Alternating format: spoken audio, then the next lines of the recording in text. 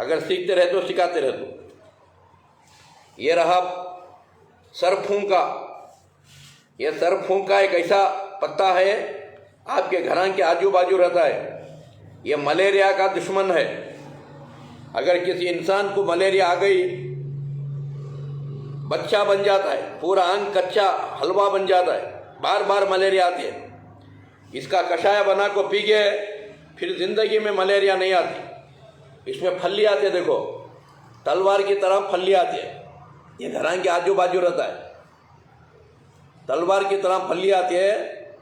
और इसका पत्ता है ना, नागसाम की तरह टूटता है। ये बराबर टूटता नहीं, ये देखो इस तरह नागसाम की तरह टूटता है। ये सरफूंका सिटी मार्केट में पंसारी क्या में मिलता है। इसे काढ़ा बना को पीते रहे तो इंशाल्लाह कोई भी बुखार नहीं आती, कोरोना वायरस भी नहीं आता।